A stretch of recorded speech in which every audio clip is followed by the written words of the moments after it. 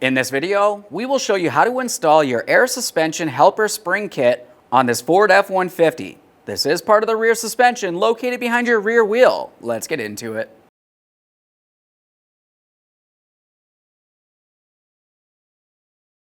Safely raise and support the rear of the vehicle so we can remove our wheel. To remove the wheel, you want to remove all 6 of your 21mm lug nuts, and we can get this off of here.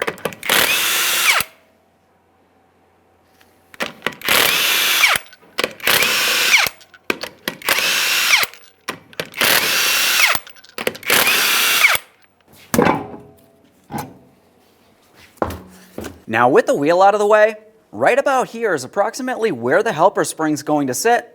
We're going to remove our jounce bumper. In the middle of this area, you're going to find that you have a 13mm headed mounting bolt that makes its way up and through and into the frame. Let's remove that.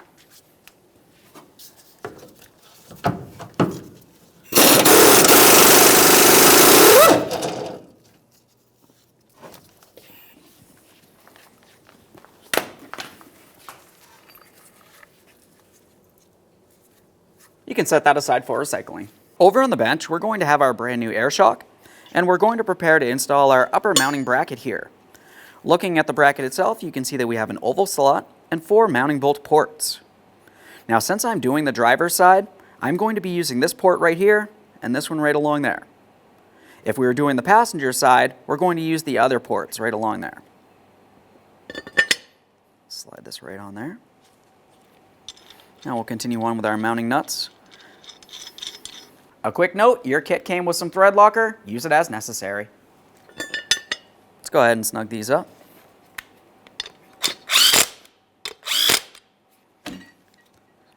Now that they're bottomed out, we'll pause on these. We can continue tightening them once everything's together. Now let's pause on the bench, and we're making our way over to the vehicle. In your kit, you're going to find it came with 2 of these mounting brackets. Now you want to pay close attention to them. They are a little bit different. As you can tell, on this one right here, it has a longer area facing towards the front and then a shorter area towards the rear. That's due to the fact that the rear leaf springs are at an angle and we want this to be flat along the top. This should sit right down onto the leaf spring area. Now we'll be paying attention along here. We want to go ahead and take this and we'll press it straight rearward as far as possible. In your kit, you'll find that it came with 4 of these U-bolts. We're using 2 for each side. These U-bolts will make their way underneath your leaf spring and up and through the metal bracket. You can see one of the ports here, the other one's just on the other side of this area. Go ahead and slide that right up into position, and we'll continue on with installing each of our 2 mounting nuts. We're only starting them on a couple threads.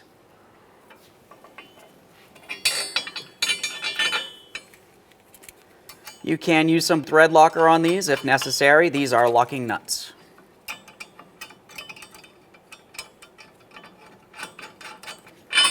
Let's get this other one in here. Same process.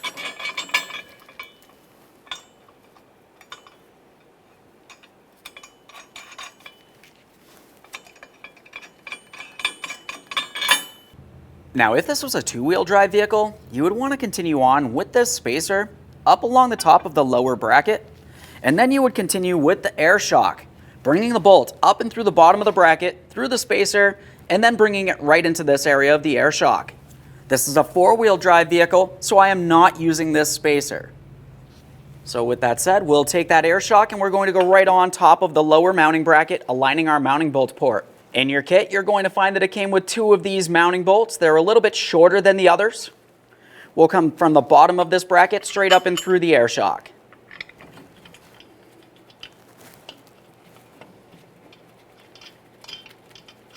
We'll just make that finger tight. We do want to be able to pivot this around as necessary here. Now it's time for the upper mounting bracket here. You'll find that your kit came with 2 different ones. They're essentially opposite from each other. We want to make sure we have the one for the right side of the vehicle that we're working on. When checking this out, what we're looking for is this square tab right along the inboard side here. We want to have that facing a little bit more towards the front. As you can tell, it's not perfectly centered in the middle of this bracket. You can easily tell just by looking at the small gap here. It's about a finger width. And then over here, you've got approximately 2, maybe even 3 finger widths there. We'll start getting this bracket in place now. Now what we're doing is we're paying attention along the inboard side here. You want to use your longer bolt that came with your kit. We're going to start that up and through this center port right here, and then we'll bring it up through the threaded port on your frame where the jounce bumper was located. Just go ahead and start that in and we'll snug it up. As you can tell when we bring this up, each of our other two mounting bolt holes will align with these ports. If they do not align, you're using the wrong upper bracket.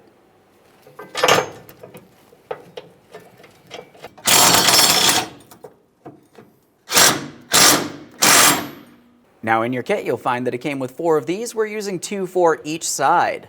This is essentially the mounting nut that will be located on the inside of the frame. It has this long tab as a locking device, so you don't have to worry about holding on to anything in there.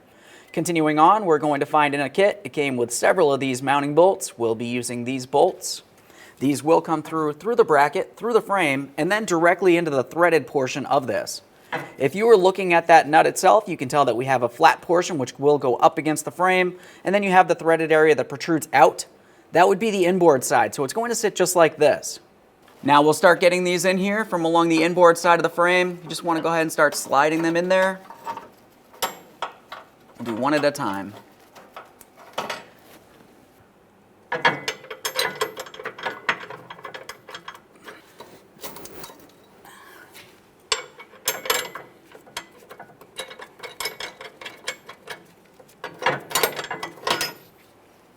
There's one. Let's get the next one in here.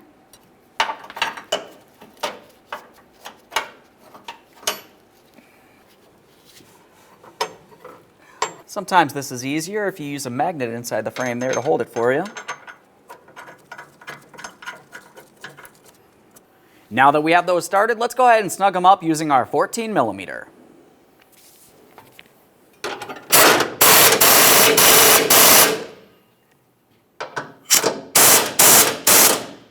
We'll double check that lower one as well. Continuing on, we need to try to align our mounting points. Right along here, you can see 2 mounting bolt ports. Along the upper mounting bracket, there's 3 ports on each side. We're going to be using the lower 2 ports. Now what we need to do from here is either bring the frame of the vehicle down towards the differential or the differential up towards the frame. Either way, we need to get all 4 of these ports aligned. 2 on the rear, 2 along the front.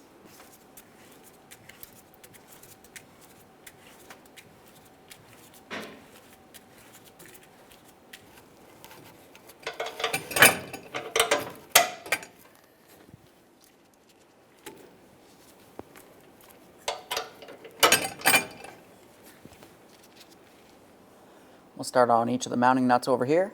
Repeat the process on the other side.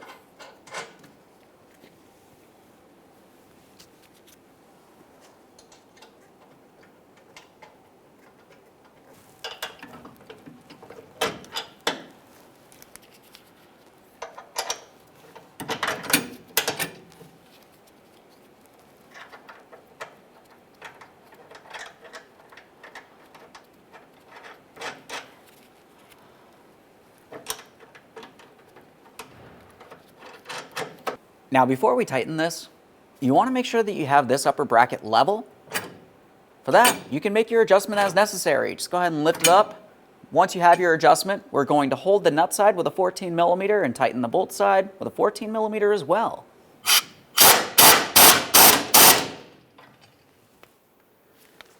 Just double check, make sure we're level.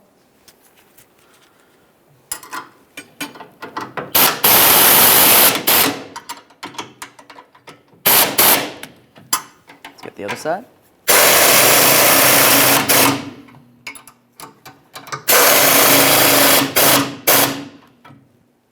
Now let's have a look along the bottom bracket here. We want to make sure we have this in the proper placement. As far as looking at the leaf spring area, you can see that where the leaf spring U-bolts are, they have these metal clamps. What we want to do is have this bracket resting directly up against the forward metal clamp there. So we're going to pull this down and then slide it as far rearward as possible, confirming that everything's pretty much in a straight line. That's the most important part. After that, use your 14mm. We're going to tighten these up right up against the leaf spring.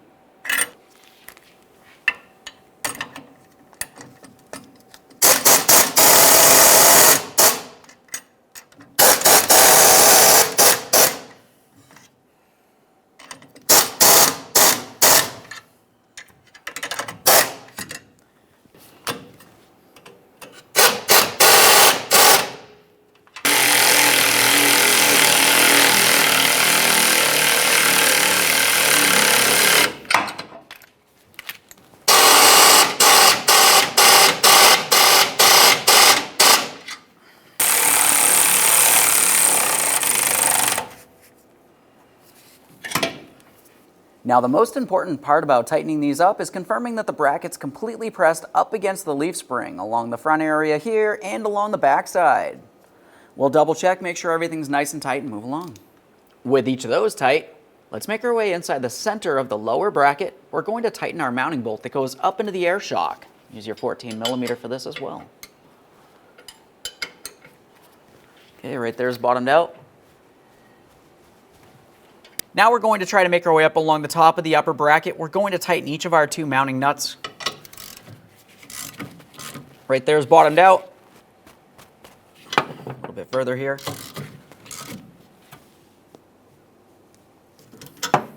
And now you can remove support from underneath your rear differential. A quick inspection over here, confirming we've tightened everything as necessary. Go over to the other side of the vehicle and repeat this exact same process.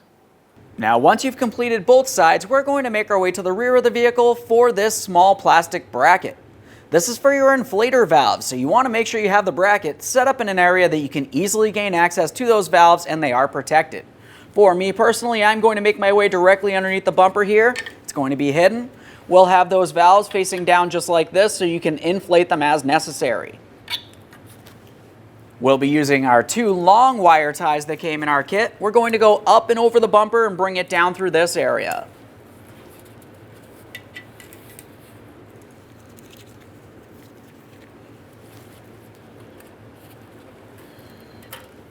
Now that we have those up there, we have our mounting bracket. We know exactly the way that we want to have this oriented, so it's going to be in the proper placement.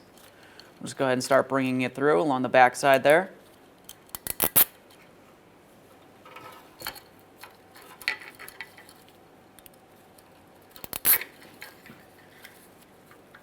Now we'll press the bracket up. You can make your adjustments as necessary and tighten each one of your wire ties. There's one. There we go. Once they're tight, we'll just trim off any excess here.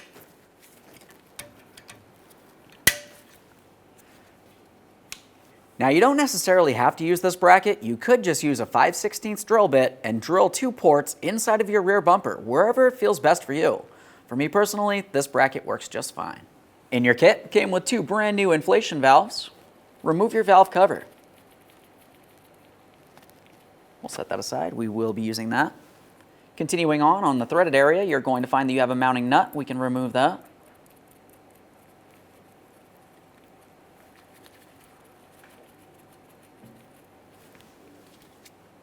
In your kit, it came with 4 washers. We'll take one of those washers, slide it right on the valve. Now we're going to take this and we'll bring it straight on through this port. Continue on with the second washer on the outboard side there. Now we have one on each side of the bracket holding the valve in place, and we have our 11mm mounting nut.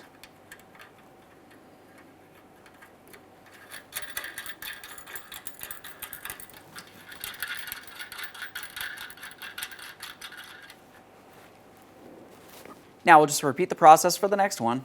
Now we need to focus on the airline itself. In your kit, you're going to find that it came with ample airline for you to be able to use, so there's going to be plenty of extra.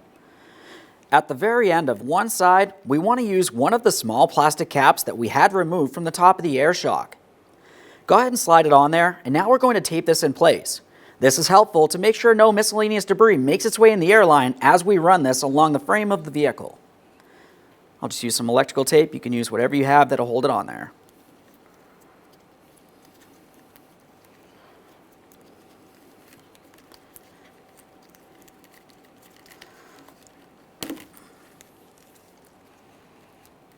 Now we're looking along where we just installed our valve. We're going to make sure that we use one valve over towards the driver's side air shock, and we'll use the second one towards the passenger side. So that's how we're going to have to run the line. We'll come straight from this valve area up along the frame of the vehicle, across over towards that air shock. Now I'm just going to take this and I'm going to bring it up inside the spare tire area loosely. After we make our way towards the driver's side, running this along the frame, we can make sure that we pin it up using wire ties or whatever you might happen to have to hold it in place. For now, let's just go ahead and loosely run this.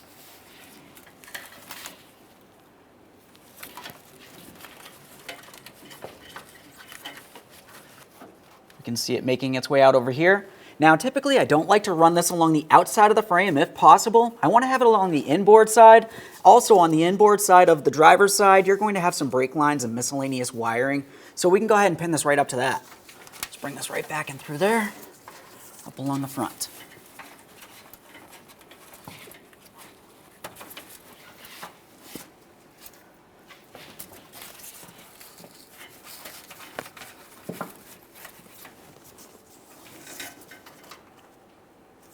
You can see it making our way here. I'm just going to bring it right up and along the backside still. We'll come up and along the top of the brand new shock tower here.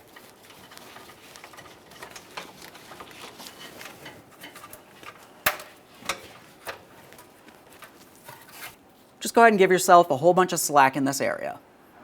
Before we go any further with this along here, you just want to go ahead and check your routing as you made your way across, confirming that the line itself isn't going to rub or touch up against anything that could damage it in any way. It's also not crossing in front of something that might have to be removed someday, such as the spare tire. If you are working along the area that has the exhaust running by it, which is over on the passenger side, you're going to want to make sure that you install some line loom across that area, protecting it from the heat of the exhaust. Let's remove our protective cover from the end of the line. We're going to confirm that the line does have a flat, smooth cut here. This is extremely important. If it looks like it's cut at an angle or peened over or damaged, just go ahead and use a flat blade razor, press it up against this area if necessary, and make a nice flat cut, making it sway straight across this. Confirm that it is a proper cut, and we'll continue on with installing the line into the top of the airbag suspension. After making your proper cut, we're going to pay attention right up along the top area of that shock. You can see that we have a small area that protrudes in and out. I can move this. We want to go ahead and take the line, and we're going to press it in as far as possible and then give it a light tug outward. Trying to remove it. It should lock in. Okay, that's pressed in. Let's go ahead and try to remove that. It does not come out. If it did come out, you want to go ahead and remove it fully. Give this a quick inspection, confirm this moves as it should, and then try again. Assuming it does function properly, let's continue on. Now what I'm doing here is I'm finding areas that I can pin this line. Commonly, you're going to find that you have several wiring harnesses or even brake lines that you can attach to. Essentially anything that's attached to something and it will not move around or get damaged is where we're trying to go. Before we go ahead and fully tighten this, let's make sure that we have the proper amount of slack up at that shock. We don't want to have anything bent or protruding out because we have too much slack for some reason. Now I'm just going to snug this up and we'll make our way down the line.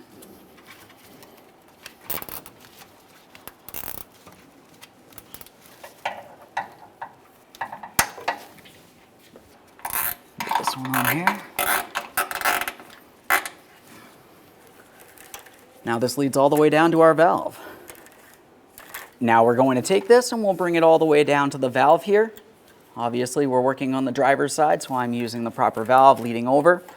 Typically for this, I don't like to have it so it's extremely tight and making a very harsh bend. It's nice to have a small flow, so I'm just going to give myself a little bit of extra slack here, something where I could actually flex this. It's not going to rub up against anything and get damaged or caught. And now we'll go ahead and make our cut in this area. At this point, I'm going to bring it down to a safe area. When it comes time to cutting this, you never want to use cutters like this. It can cause damage to the line itself, in which case it's not going to seal and you're not going to be able to hold pressure. We're going to continue on with a flat blade razor here. We'll make sure we're being as safe as possible. Try to make this a flat level surface, not angled in any way.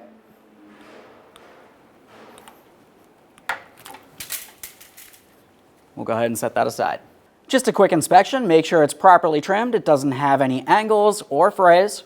And now we're going to take it along the back side of the valve and we're going to slide it in just like we did on that rear shock. You want to press it in as far as possible and give it a light tug outward. It's a good idea to hold onto your bracket while doing this. It can pivot sometimes. We're pressing this in.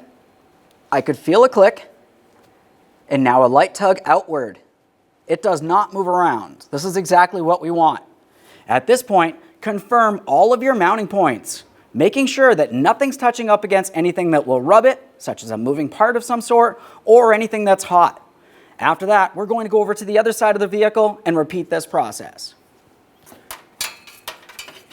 Now here's exactly where I'm talking about. Over on the passenger side, you can see our exhaust pipe is going to run along the frame, and the frame is where we have our air line. So for this, we're going to make sure that we're using the insulator. This can also be used for essentially any place that rubs up against something.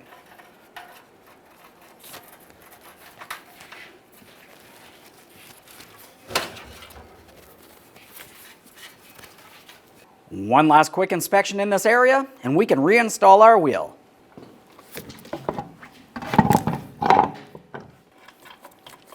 Start on all 6 of your 21mm lug nuts. We'll bottom them out, get the wheels back on the ground, and torque all of the lug nuts to 150 foot-pounds.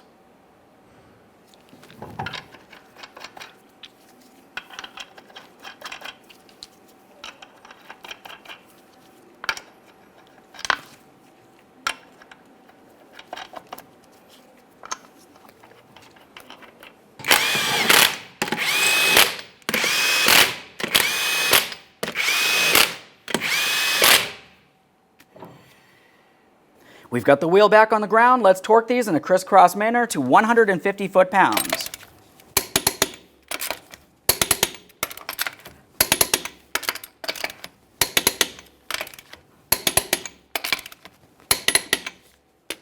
Torqued. Go over and do the exact same thing to your other wheel.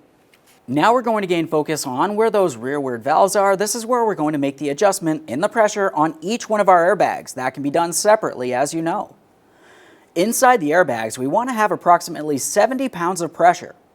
The minimum for this is 5 pounds of pressure, and the maximum with full weight on the vehicle, assuming you're pulling a camper or you have a load in the back, you'd want to have a maximum of 100 pounds of pressure in the system for each side airbag system. We're going to do 70 pounds. Let's go ahead and do that now. Let's put this right on here. Now keep in mind, these do inflate quick. You can even see the vehicle raise up a little bit.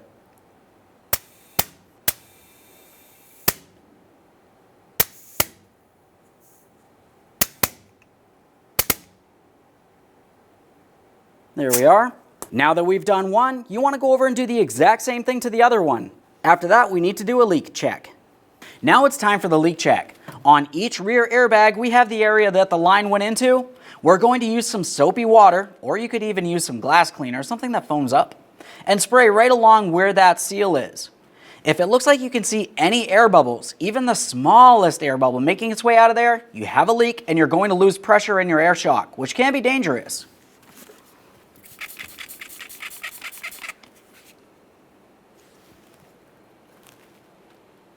A little wiggle, no air bubbles. Repeat the process on the other side of the vehicle and then make your way to those rearward valves.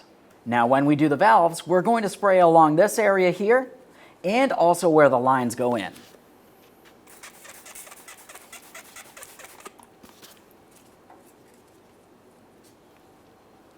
I like to try to dry off the area where the valves are so we can install our covers. For these, you just go ahead and turn them clockwise until they're tight. Okay friend, we finished our installation and we've tested the functionality.